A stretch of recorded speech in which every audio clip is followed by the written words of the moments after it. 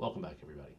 So for our last topic in rotational motion, we're going to talk about rolling motion itself. In this case, we're talking about a wheel that rolls without slipping. And what we mean by slipping is imagine that you're on a surface that doesn't have a whole lot of friction. Could be ice, could be sand. The wheel is going to spin, right?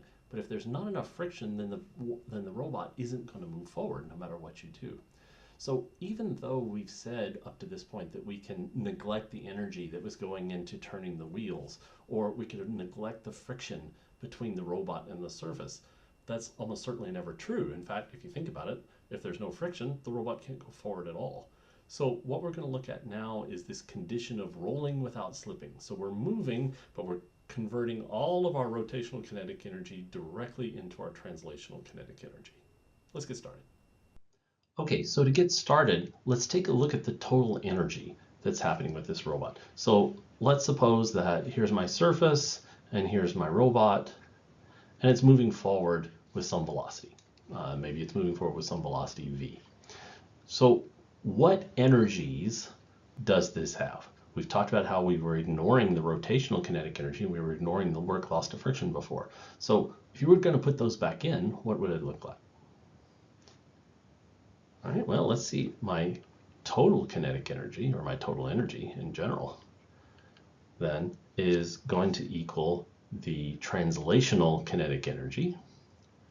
So that's my kinetic energy, my 1/2 mv squared energy. That's because of this translational velocity here. But now we're not going to ignore the kinetic energy of rotation. And then we are also losing some energy to friction. And now we can worry about the sign and conservation of energy. I would normally put my work on the other side. So, let's say that I have some initial and some final, right? I would normally put that work over here and make it positive. But since we're just finding the total energy, work is leaving the system, so we're going to make it negative. Make sure that you remember that, our sign conventions. If I'm not doing this conservation of energy balance, if I'm just talking about what energy is in the system, well then, since energy is leaving the system with friction, it must be negative. Okay, so notice that the motor doesn't actually push the robot forward, does it? The motor's sitting here turning the wheels, and it's the wheels that are then pushing the robot over. So take a look at this example. So suppose the robot's on a sheet of ice, something that's basically frictionless. Then would the motor turn the wheels? Not a trick question. Sure, it's still going to turn those wheels, but would the robot move forward? Well, this is what we were saying before. It's not going to move forward. Those wheels are just going to slip instead of getting any traction and moving forward. Okay, so friction must play some role then in getting the robot to move. So this idea of neglecting friction between the robot and the surface is crazy, right? Because it's not going to move if we neglected that. So if the frictional force is acting over a distance while it moves forward, is the frictional force doing work? And so let's think about it. So I'm moving from here, say, to here. So this is my delta x. Is there friction across this entire distance? Sure, otherwise it's not going to move, right? So absolutely, it must be doing work, because remember that our work is going to be the integral of f of x dotted into dx, where those are vectors. Our force here is a force of friction, it's constant, and so in this case it's just going to be the force of friction, delta x. So I'm moving over that delta x, I've got a constant force of friction, definitely going to do some work, definitely going to do some work with that. Okay, so if the wheels are sliding, then we're obviously losing some energy to friction, right? So if the wheels turn, but the robot doesn't move forward, that's the case that we just talked about, so it's on ice, then the robot's not going to travel any distance forward at all, right? So what would my delta x be in that case if the wheels are just spinning, but the robot isn't moving forward? Well, then that delta x is simply going to be 0, right? So does the frictional force do any work in that case? No, because look what we've got. If this is 0, then my force, the work done by my force of friction, must also be 0. The frictional force may or may not be 0, but certainly the distance that I'm traveling is going to be 0. So here we say that the wheels are slipping. This is the condition of slipping. They're turning, but they're not causing any forward motion. All right, look on the next page. So we want to figure out a condition for making this robot move without slipping, this idea of rolling without slipping. So I'm going to blow up our picture here. So here's our wheel, and it's turning this way, so it's turning clockwise. We're going to talk about signs here in just a minute. So if the wheel is rolling without slipping, what is the translational motion of the center of the mass? So center of mass, remember, is right here. We're just going to rotate around our center of mass. So the translational motion, is that going to be forward, backwards, or not moving? Well, as you can see, it's going to be forward, right? So my robot is going to be moving forward. If my wheel is turning in this clockwise direction, try to visualize it. If my wheel is turning in this clockwise direction, that's going to give me a velocity forward. All right, so we're looking at the point on the bottom of the wheel right here. This is the point of contact. And in reality, only that point is in contact with the ground. So that's the only point of the wheel that's in contact. Now, that position, that point right there changes as it rotates, right? Because then this next one will come into play. But at any given time, there is exactly one point in contact between the wheels and the ground. And so that's where our friction has to take place. Okay, so it's if the robot's tire were sliding forward, let's say it weren't turning, okay, so it's not turning at all, it's just sliding forward, so there's no rotational motion, all right, then what would be the direction of the translational motion in this case? Well, the center mass is moving in the same direction as the whole velocity, so it's also moving forward. Does that make sense? Sure. And so if the tires were sliding backwards, then what if I'm moving this way? Then what must the direction of the translational motion be? We're just talking about this contact. So if the center of mass is moving this way, right, then my contact point must also be moving this way. Similarly, if my center of mass is moving this way, my contact point must be moving this way. So they're going to move in the same direction. And you may be saying, well, that's pretty obvious, right? If the wheel is not turning and the wheel is moving forward, well, then that contact point right there must also be moving forward. Same thing, if the wheel is going backwards and it's not turning, then that contact point must also be going backwards. All right, so here's the idea. If the robot is rolling without slipping, okay, then we want it to neither slide forward nor slide backwards. And if you think about it here, I'm not rolling at all, I'm just slipping. Okay, the only way that I can get this to roll without slipping, either forward or backwards, would be to have this point right here have a zero velocity. Let's stop and think about that. If I'm sliding forward this way, then my point is moving in that direction. If I'm sliding backwards this way, my point is moving in that direction. If I don't want to slide, so if I'm not wanting to slide at all, then that contact point must have zero. It must be in between these two extremes. Okay, so it's not moving at all. And that probably is the most counterintuitive bit about the whole thing, because you're like, but the robot is moving. Yes, but by the time it moves, this contact point rotated over here. So it didn't move in some translational direction along the ground. It was already no longer in contact with the ground. So as soon as it leaves that contact point, it has no way of pushing the robot forward. It has no effect on the movement of the center of mass of that wheel at all. By the time this point of contact has moved up, this point of contact has moved down into its place. And so now that one is doing, but it's also not moving just at that instant that it touches. If I slide as it touches, then I'm going to be slipping. But if just at the instant that contact point hits the floor, hits the ground or whatever, then right at that instant, it's going to have a zero velocity from that. All right? So you're going to have to think about that. Okay, so it's exactly on the dividing line then between this positive and this negative direction, this forward and this backward selection.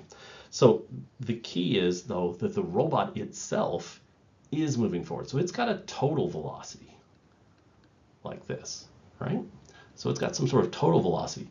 And that is going to be the sum of all of these different velocities. Well, if the total velocity at the contact point has to be zero, right, then it's going to be right on that dividing line. If the total velocity at this point we're moving forward, then the wheel itself has to move forward. If the total velocity is negative at this point, then the whole thing's going to be moving negative at that point. Okay. All right. So if it is 0, then the key is that if the total velocity of the contact point, this is just at that contact point, if that's 0, then our robot isn't slipping at all. Okay. So now we're going to think about friction. So the question asks, if the velocity of the contact point, which is the only place we can have friction at all, right, is 0, how does the contact point move as the wheel rolls? So the velocity at this contact point is 0. So how does it move? Well, it moves neither left nor right. It doesn't move at all. And the way you can think about this is in the frame of the wheel, it doesn't move at all. It's just going to stay right there in contact with that. Okay, so thinking about friction then, let's write down our expression that we had for the mathematical expression for the work. And that's going to be work. This is going to be done by friction. Is going to be the integral of f of x. And f is going to be a vector. If I can get my pen to work. There we go. F is going to be a vector dotted into this delta x, which is also a vector. So friction acts only at the contact point. And that contact point isn't moving, right? I've got a different contact point that comes in as soon as that wheel turns. So if it's just like that contact point is just sitting there, it's not extending over any delta x at all, right? Friction is only acting here. By the time this wheel turns, my point is here, and it no longer feels any friction, does it? So therefore, there is 0 displacement over which the frictional point acts. So this delta x is 0, and so friction doesn't do any work at that point. And that's probably a little weird, but if you think about it, that's how it has to be. If it's rolling without slipping, then no energy is being lost to friction. I'm not losing any work done by friction, so I'm not losing any energy lost to friction. If you think about the opposite case, let's see, I'm sliding, right? Well, now all of my energy is going away, right, due to that friction, because now I'm no longer converting any of it into my translational energy with that. All right, so in order to make, so what the idea here with our energy balance is the rotational kinetic energy is doing just enough so that the work lost to friction makes it so that it's completely converted into our translational kinetic energy and no more whatsoever. But we're not getting something for nothing because the energy does go into rotating the tire. So let's look at a practical situation, and I think that'll help you understand what's going on. So in this case, then, we're going to try to come up with a mathematical expression for rolling without slipping. And let's redraw our wheel here. So here's my wheel, and it's rotating about that center mass, and hopefully that center mass has some velocity this way. We'll call that VCM. All right? And now I have my velocity this way. Well, there's a tangential velocity. Now I'm rotating this way, right? So what direction is my tangential velocity of this point? Well, that one is going to be in this direction, so we'll call that VT. Now, the total velocity of that point has to be 0. So that's what we're saying right here, is that my total velocity, which is the sum of these two in vector form, VT plus VCM, right, must be equal to this, but the total velocity is 0. And so if I'm going to, let's establish our coordinate system this way. We'll make this the I-hat direction from here then. 0 then must equal negative VT plus positive VCM. Okay. So what does this tell us about the tangential velocity and the center of mass velocity? And that's what we're finding here. The two velocities must be exactly equal. And you can see that because I moved this over. These are scalar magnitudes, remember? So their scalar magnitudes must be equal, but we can see from our diagram here, our vector diagram, that they must be in the opposite direction. Okay, so let's suppose that the wheel has a radius of r, and it's rotating with angular velocity omega. All right, so our wheel is rotating at some angular velocity, and it has a radius of r. Okay. All right, so we want to know what is the tangential velocity. So I'm going to solve for both of these. So the tangential velocity, we have an expression for that. What is that? Well, the tangential velocity is just omega times r. Remember that? So we'll put this in here for our notes, is equal to omega times r. Now, take a look. As seen facing the outside, so I'm watching it as the picture that we've got right here. What direction is the wheel turning? It's turning clockwise, right? So what must the sign of the angular velocity be? Use your right-hand rule. So you see that I'm turning this way. So that means I must have a negative angular velocity. And if my robot's going backwards, well, then it's going to have a positive angular velocity. Just depends on which way we need it to go. All right, so it is 0 in this case. So we're going to plug this expression back into here. All right, so let's start with this. Our total velocity is 0, and we know that I'm going to rewrite it as the negative tangential velocity plus my velocity of my center of mass. And so we got Vt is equal to Vcm. Now we're caught up with what we have here. Now let's plug in our expression for Vt, and that tells us that omega r is equal to Vcm, just like that. So this is the condition for rolling without slipping.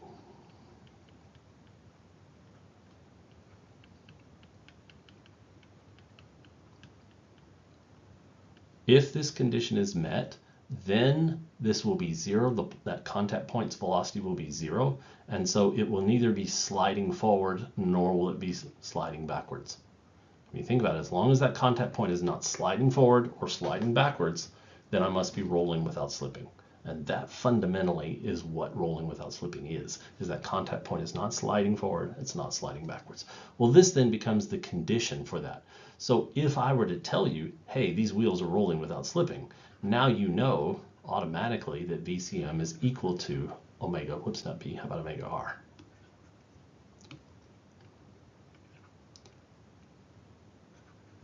Like that. So that tells us something. This tells me that if I want to move at a certain velocity, then this is the angular velocity that I need to have it move in order for it to roll without slipping. All right, let's look on the next page. Okay, so up to this point, we've been using energy, and why wouldn't you? In most cases, energy is almost always going to be easier because it's a scalar. Sometimes, though, we're going to need to use kinematics, and in this case, that means rotational kinematics. Well, with regular kinematics, linear kinematics, you're going to need to find the acceleration, the translational acceleration. In this case, though, we're going to need to find the angular acceleration, but we basically already know how to do this. So think about it. What is Newton's second law for translational motion? Well, if the mass is constant, then it's going to be the force is the mass times the acceleration. If the mass isn't constant, then remember that's going to be dp dt. So we can write our rotational analog of this just using our substitutions. So force, remember, becomes the torque, mass becomes the moment of inertia, and the acceleration then becomes the angular acceleration. And by the way, we're not going to do this here, but if you need it, you can also define the torque in terms of the change in angular momentum, L, with time. Okay, so we only have one torque here, so let's go ahead and write that down. So we have that the torque, which is a vector, is equal to the moment of inertia times alpha. All right, so we want to have our rolling without slipping condition expressed in terms of alpha rather than omega, because most of the time you're going to be given the torque. That's going to be what your motor is rated for. It's rated for a certain number of Newton meters of torque or foot-pounds of torque. So most of the time in your career, you're going to be working with torque. Well, that means we need to be talking about accelerations. So how can we define our rolling without slipping condition in terms of the acceleration, in terms of the angular acceleration? Okay, so what's the relationship between angular acceleration and angular velocity? Don't think too hard about this. So alpha, remember, is just d omega dt, right? not some equation that you're looking up. It's the derivative of the angular velocity. Okay, so let's take this operation on both sides of our rolling without slipping condition. So our rolling without slipping condition, remember, is that the velocity of the center of mass is going to be equal to omega times r. Remember, this is a condition. It is not a physical law. The velocity of the center of mass is most of the time not equal to omega times r. Now, it is true that the tangential velocity is always equal to omega times r. And remember, if we're talking about the tangential velocity, we're talking about that along track velocity as we go around like this. So this is always true, but this is true only in the special case of rolling without slipping. This is the condition that says rolling without slipping. So if this is met, then I'm rolling without slipping. If I tell you you're rolling without slipping, then this is met. It's the same kind of thing as saying, well, you know, L is much greater than R or something like that. If this condition is met, you can neglect R, can't you? By the same token, if R is much less than L, well then this condition is by definition going to be met. So it's the same idea. It's not an equation. Don't go looking through your notes and for a symbol. Oh, I want to find V. You want to think of this as a condition. If we tell you then that the wheel is rolling without slipping, then and only then you can come to this. Okay, fair warning. All right, so now let's take the derivative of both sides as we're shown here. So that gives us d VCM dt is going to equal to d dt of omega r. Well, r is constant. We're going to assume our wheel doesn't change size magically. So that becomes r d omega dt. And that is going to be, let's rewrite it over here since we're running out of space. So we have d VCM over dt is equal to r d omega dt. All right. Well, d VCM dt, that's the linear acceleration of the center of mass. And that's going to equal r times d omega dt. Remember, we just said was alpha, our angular acceleration. So this is also a condition for rolling without slipping. So if I have rolling without slipping, then all of these are true. And work done by friction of the wheel, not necessarily of the car anywhere else, but of the wheel, remember, just on this contact point, that work is equal to 0. Only on this contact report. So for example, if I've one of your homework problems, you've got a wheel that's on an axle right here, and there's friction on this axle. So it doesn't mean that work done by friction is 0 everywhere. It simply means right here at this point, if and only if I'm rolling without slipping, that's where the work is going to be equal to 0. All right, does that make sense? Be very careful about that. All right, so these are our 3 conditions that we get if we are rolling without slipping, and you should be prepared to use all of them. Now, this is going to be one that you're going to use a lot, but as you're going to see in the homework, you're going to use both of these as well. So you need to have all of them available for you. Okay, so let's see if we can apply this to a situation. So let's suppose, let me erase this to give myself some room here. Let's suppose that you are building a robot. So here we've got a realistic engineering situation. You're building a robot and you need to decide what kind of tires, what kind of wheels you want to give this robot, right? So remember that the motor turns the wheels and it's the wheels that move the robot. So I want to know which design will give me the greatest center of mass velocity. Do I want to use a solid wheel, or do I want to use a ring wheel? And we're going to assume that this is a very thin ring. And I'm going to show you that it doesn't actually make much of a difference if we treat this as a thin cylinder or if we treat it as an actual ring. And we'll see why that doesn't matter much in it. Okay, so the question is, which is better? There's only one right answer. So if you're designing your robot and you want it to be fast, you've got a choice to make. This is how engineering works. So we're sitting here with this decision that we have to make. So all we can do is go back to the physics and use the physics to decide which is going to be the better situation. Okay, so in both cases then, we're going to start out, as we've done many times, by using conservation of energy. Remember, if you can use conservation of energy, you want to use conservation of energy. A lot of you like kinematics. You understand kinematics. You want to use kinematics all the time. And yes, you will use it. But if you can use energy, you should. That should always be your first go-to. All right, so let's see what we've got. All right, so we've got a motor, and so we have the energy of the motor, which we'll call EM, and then that is going into three different things. So as the motor turns this, and of course there's probably actually some sort of spokes here. That's what you'll be working with in your homework problem, but we're going to assume those spokes don't add much to this, and they don't, as you're going to see. So some of that energy then goes into the kinetic energy, and that's the energy of the center of mass. So that's important. That kinetic energy is the energy from the center of mass. That's just strictly the robot moving forward, whether these things are sliding, whether they're skidding, whether they're rotating, whatever they're doing. If the robot moves forward, it's going to have kinetic energy, and that kinetic energy is going to be 1/2 mv center of mass squared.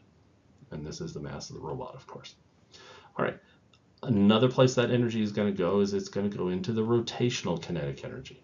So remember, these wheels are rotating even as it moves forward.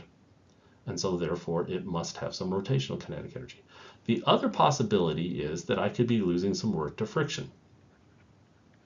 Now, we're going to assume that we've put some sort of graphite on our axle here so that it's basically frictionless. And basically all we're saying is that EK is much greater than WF. And of course, right here at the contact point, since we're going to assume we're rolling without slipping, that part right there is also 0. So we can set that equal to 0. All right, so let's put in our expressions then. The energy of the motor is fixed. So we're going to attach the same motor to each one of these wheels. So, I might have some motor with a shaft that's turning like this, and then that's going to be connected to this wheel right here. All right, let's put in our equations that we have here. So our kinetic energy is 1/2 m of the robot, v center of mass squared, and then plus our rotational kinetic energy. Well, our rotational kinetic energy is 1/2 I omega squared. So far, so good. Well, the problem we have here, though, you might think, okay, well, I'm done. I can just solve this for VCM. The problem is, if I'm rolling without slipping, remember, then there is a relationship between omega and VCM. So that also has to be satisfied, since I also want my robot to be rolling without slipping. Now understand, this relationship holds all the time. If I'm slipping, though, then my angular moment or my angular velocity is not related to my forward velocity. I could be sitting there spinning my wheels and just barely going forward from that. So in the general case, this is true. I can leave this. This is kind of the best I can do. But in this case, we're going to say that we're going to be rolling without slipping. So let's look on the next page and let's see how the rolling without slipping equation, the condition, will fit in with the rest of this. So turn over to the next page.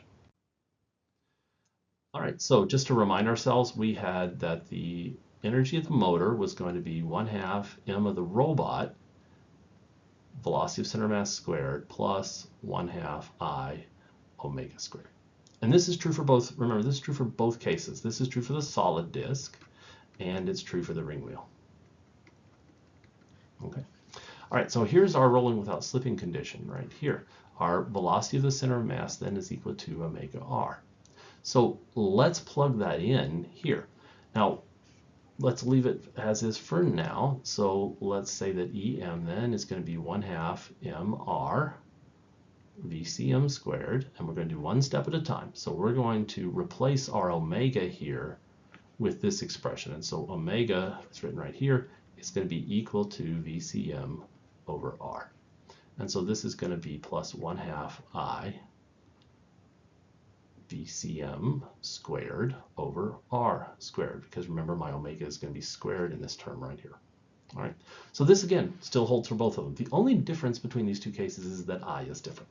So you go to your charts and you're going to decide, okay, what do I want to use to model? Well, in this case, we've got a solid disk, and looking that up, the solid disk is going to be 1/2 m of the wheel, not with the mass of the robot, but m of the wheel times the radius of the wheel squared. We'll go ahead and make sure it's clear that that's the radius of the wheel.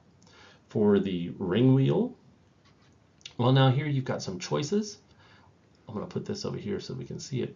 If you look at your chart, you might see that you have 1/2 m of the wheel times the inner radius squared plus the outer radius squared. Okay. If this is thin enough, then the inner radius, which is this, is almost the same as the outer radius. So these two numbers are almost the same. And so I could write this as the mass of the wheel times 2 times the radius of the wheel, where the radius of the wheel in this case is the outer wheel. And then you see that I get mw r wheel squared. We'll take a look at the thin cylinder. You see that it's exactly the same. Now, in reality, there is some thickness there. So this number is not quite going to be 1. It's going to be a little bit less than 1, say maybe 0.9 or 0.8 or something like that, depending upon just how thick our wheel, our rim wheel, or our ring wheel here is. So we're going to use this as our moment of inertia. And just remember that, yeah, it's a little bit less than that when we're making our comparisons. And if it makes a difference, sure, we're going to need to know the specific design of our ring wheel. But for now, we're just going to talk about kind of a generic ring wheel. Okay? All right, so let's plug those in. So let's solve this then for the velocity. So let's do this for the ring wheel, or for the ring wheel to start off with. And so I will have EM is equal to 1/2 mass of the robot, VCM squared, plus 1/2, and now this is for the ring wheel, so we're going to put this one in, and that's going to be the mass of the wheel, r wheel squared, times VCM squared over r wheel squared. And look at that. The radius of the wheel actually cancels in this case. Now remember, it won't cancel if these things are different, but they're approximately the same. So that's going to work really well. All right, and so this gives me EM is equal to 1/2 mr VCM squared plus 1/2 mw VCM squared.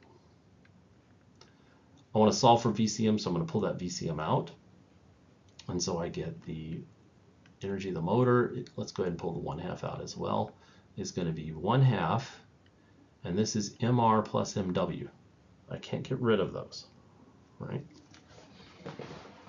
Like so. And that is going to be times VCM squared. And we're running out of room, so we'll put it over here. So I started with EM is equal to 1/2 mr plus mw VCM squared. So this gives me 2 EM over mr plus mw. And then take the square root of that, and that is going to be VCM. All right. Now, what about the special case where I'm just looking at the wheels and not the whole robot? Now remember, our MR here is the whole robot, and we can do this. But we don't know what the mass of our robot is, do we? And so we kind of want to control for that. We want to reduce everything down to where I've just got a wheel rolling. So we're going to attach that motor to the wheel. We're going to pretend that the mass of that motor is included in the wheel so that we don't have to worry about it. And I just want to see that wheel rolling.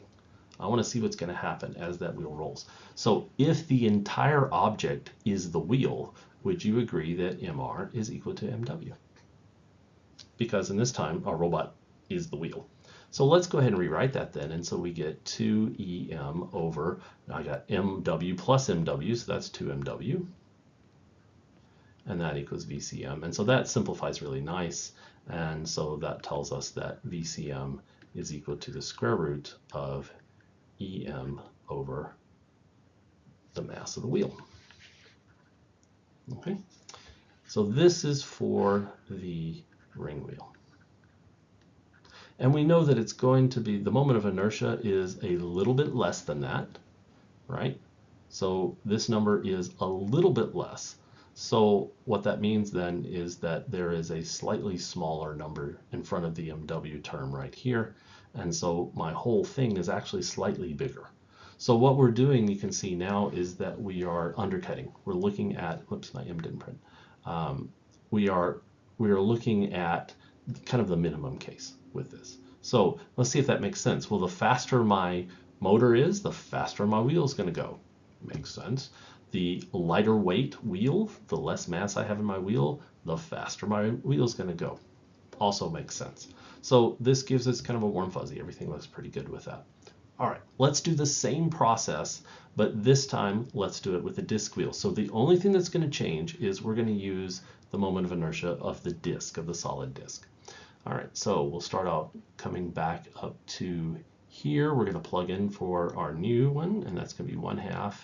Let's go ahead, we're going to go ahead and say that it's the wheel, just like we did before. So the mass of the wheel times VCM squared plus 1/2, and now I is 1/2 m wheel, r wheel squared, and then I still have VCM squared over r wheel squared. Make sure you understand why we're treating this as MW, because now instead of, again, looking at the whole robot, we're looking at just the wheel. That will help us make a fair comparison between these two. So what we're going to get is a result that no matter what the robot looks like, we're going to be able to determine what's the better kind of wheel for us.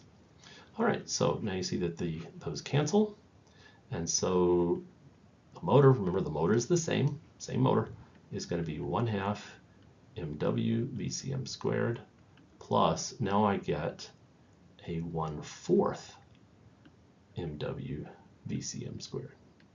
So let's combine those terms then, and I get that this is going to be 3/4 MW VCM squared. I'm going to solve for that VCM. So this gives me a 4/3 EM over mass of the wheel, and square root is going to equal VCM. Just like that. Okay, so let's write it down here so we can compare them.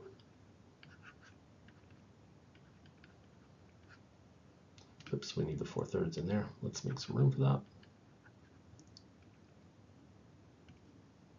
So that's going to be 4/3 EM over MW. And that's for the disc wheel.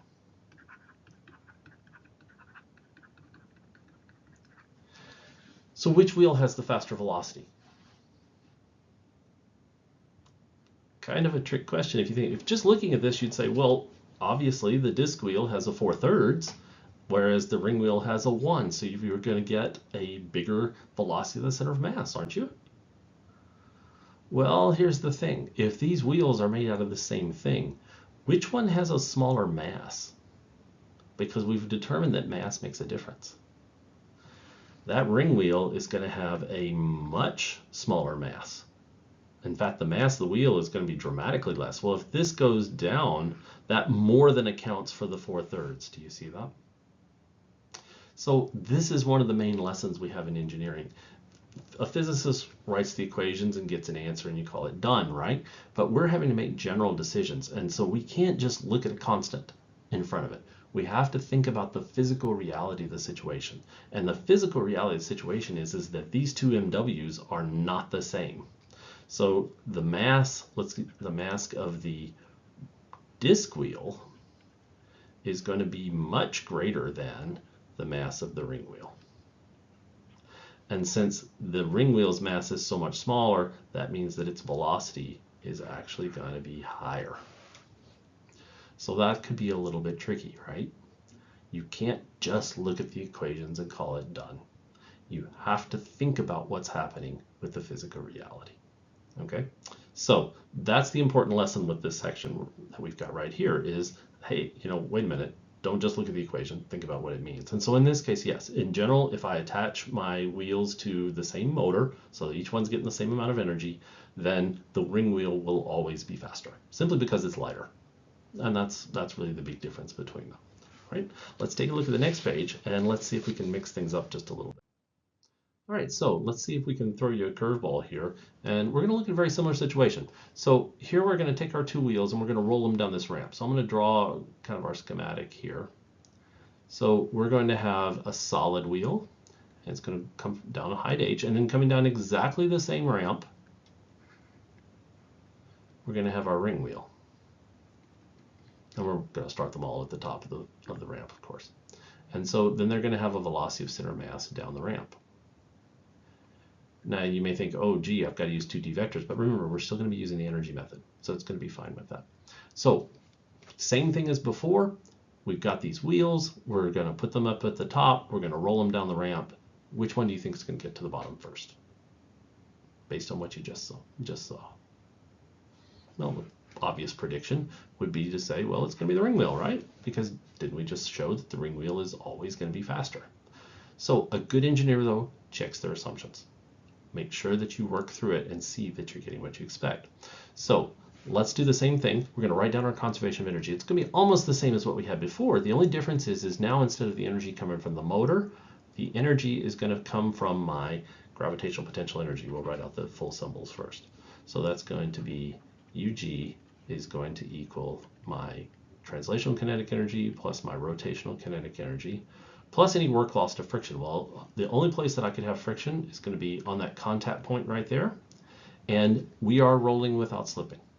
Since we're rolling without slipping, that tells us that the work done by friction at that contact point is 0. If there were any other friction, like on a shaft or something like that, that would still be there. So don't just assume that all the friction is gone. It's not. And the friction is still there, in fact. It's just the work at that point is 0. All right, so let's go ahead and substitute in our equations then. And so that tells us that the mass of the wheel times GH is going to be 1/2 mass of the wheel times VCM squared plus 1/2 I omega squared.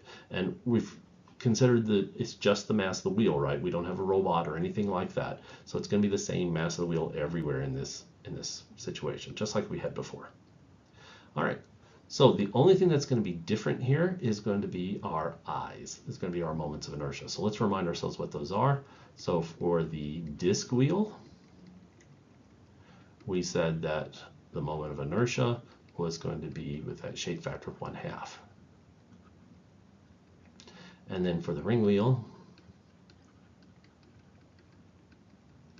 we said that the moment of inertia is approximately with a shape factor of 1. It's a little bit less than that. It's a little bit less than that, remember, because I can't have an infinitely thin walled cylinder. And that's what we're talking about hypothetically. But it's very close, assuming that we keep it, keep those inner and outer radii very close to the same, then it's going to be close to 1, but it will be a little bit less. Okay, so let's plug that in. The other thing that we're going to need is going to be this relationship right here. We're rolling without slipping, so we need to get rid of our omega. And so remember that, let's make it big where you can see it. So VCM, the condition for rolling without slipping is that that is omega R. This is not true in any other case. If this is true, then we are rolling without slipping. And so that tells me that omega then must be VCM over R. And this R, of course, is R of the wheel. So let's plug that into our equations. I'm going to bring it over here so that we can see what we're doing. So let's start, just as we did before, let's start with the ring wheel. All right, so we have the mass of the wheel, GH, is equal to 1/2 mass of the wheel, VCM squared, plus, and then 1/2, my moment of inertia is going to be M of the wheel times radius of the wheel squared, and then I need to square my omega, just like we did before, over RW squared. Everything's exactly the same. The only thing that's different is that instead of the energy from the motor, the energy is coming from the gravitational potential energy. All right. Okay, so we can simplify a lot. Certainly our radii cancel. And look at that, my mass also cancels. Well, that's convenient. So let's go ahead and put these together then, and I get GH is going to be equal to 1/2 VCM squared plus 1/2 VCM squared, which is simply VCM squared. So VCM then, and this is for the ring wheel, is going to equal the square root of GH.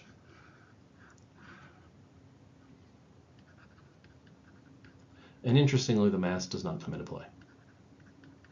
That shouldn't surprise you too much. If I drop two objects, the mass doesn't come into play when I'm figuring out which one is going to hit the ground first or which one's going to have a higher velocity. It doesn't matter at all, right? All right, so now let's do the disc wheel. And we're going to do the same thing. So we have the mass of the wheel times G times H is going to equal 1/2 mass of the wheel, R of the wheel squared, plus 1/2. Now I have a 1/2 I, which is going to be M omega R omega squared times VCM squared over R squared. So almost the same. The only thing that's different is we've got this different moment of inertia. Okay, well, again, my radii cancel, my masses cancel again, and so I'm left with GH is going to equal, whoops, we wrote an R there. That actually, of course, should be the velocity of the center of mass. Let's make sure we get that right. It's going to be velocity of the center of mass. Okay, and so that's going to give me 1/2 velocity of center of mass plus 1/4, that's squared, velocity of the center of mass squared. And so that's going to be equal to 3/4 velocity of the center of mass squared. And so then that tells me that VCM then is going to give us that 4/3 again, GH, and then it's going to be square root. And that's for the disk wheel. Notice that the mass does not matter in this case. So which one of these then must be the faster wheel? Well, H is the same in both cases. G is the same in both cases, right? We're on the same planet. But now the disk wheel is going to be 4/3 times faster than the ring wheel. So let's look on the next page and let's see what's going on here.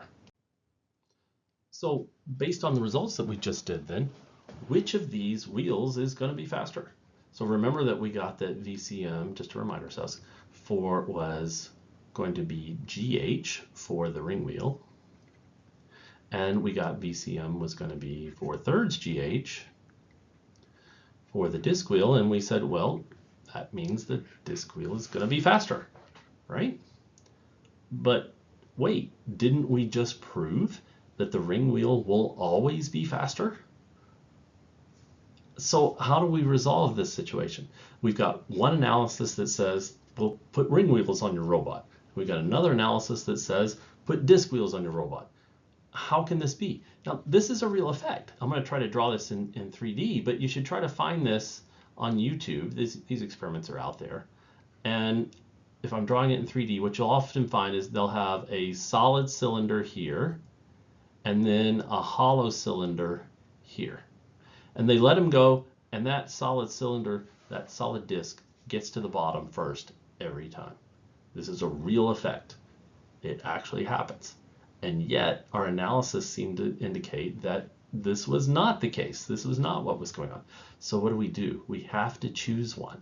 Well, it actually matters, because the thing you've got to keep in mind is we've got to think about our assumptions. In the previous analysis, we had a motor attached to the wheels, right? And those motors were giving it a constant energy. They were giving the same energy to both of them. By constant, I mean the same amount to each one of them. Is that the case here? Let's draw it from the side again just so that we can compare them. So let's say that here is my solid wheel, and that's H. And here is my ring wheel. Let's shorten that up just a little bit maybe. And oops, still didn't do very well on it. Okay, try again. There we go. And so this is also H, and then I'm going to put my ring wheel here. Now, did these wheels start with the same amount of energy? Well, instead of having a motor, they had gravitational potential energy. And that gravitational potential energy in this case was going to be m wheel GH, and it was for this one too. However, do both of these objects have the same amount of gravitational potential energy? They do not. The ring wheel has much less mass, so it started with much less energy. So it should not be a surprise that the disk wheel wins, because we put a bigger motor on it, effectively, right? We've given it more potential energy. We've given it more energy to start with. Well, duh, of course it's going to get to the bottom fast. And I actually don't like this demo, because this demo seems to indicate that, oh yeah, because of the moments of inertia, a disk wheel will always be faster than a ring wheel, but in fact it won't. In fact, this is only true because you've stacked the books against it. You've stacked everything against it and said, oh yeah, okay, we're going to let them go, but this guy, the ring wheel, has a much smaller motor, so gee, look at that, he lost the race. Well, of course he did. So the lesson here is you have to keep up with your assumptions. If Your assumptions are going to determine your results. So if we're actually going to build a robot, yes, you really do want a ring wheel on it. You don't want a disc wheel. If you're just going to let it freewheel down a track or down a ramp for some reason, well then sure, the disc wheel is going to be better. But are you really going to do that with your robot? Because you want to control your robot. You don't want to just let it go and let it do what it's going to do, right? So we're going to have motors on there, which means they're going to be getting a constant amount of energy, which means we want to use that ring wheel. So let's see if we can prove this then. So going in the current scenario, we can't, remember, it doesn't depend upon the mass. If you look at the velocities here, they don't depend on the mass. So I can't vary the mass of my wheels in order to give them the same energy. But I want to use this analysis to give them the same energy. So what can I vary? Well, the only thing that I can vary is the height, right? So if I want them to have the same energy when they start off so that it's a fair race, what do I have to do to my heights? I'm going to have to give my ring wheel a much steeper slope. The length of the slope has to be the same, but I want to make my h much taller. So that the h here is much greater than this, right?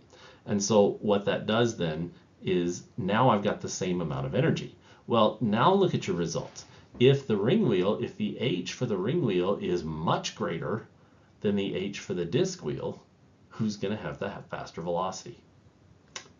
The ring wheel. So even using our ramp analysis here, we do get the same result as we did with the motor if we have the same assumptions. If our assumptions are that they're starting with the same energy, which is fair, right? Then the ring wheel is going to win. What's the trick with this demo that you're seeing here is they're saying, oh yeah, they're starting at the same height, so it's fair.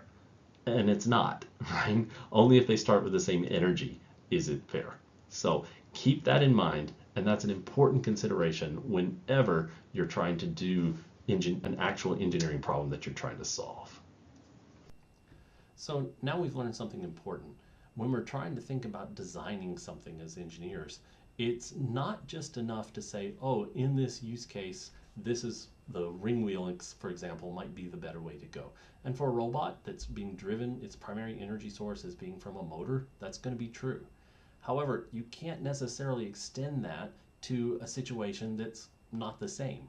We have to keep up with our assumptions, and we've been talking about this all semester, but hopefully you're beginning to see why it's so important. You actually will get the opposite result for different assumptions. But if you're aware of your assumptions, then you're like, oh, of course, that makes sense. I don't have any problem with that. So the lesson here is don't just know the shape of your material, know the assumptions that went into it. We'll see you next time.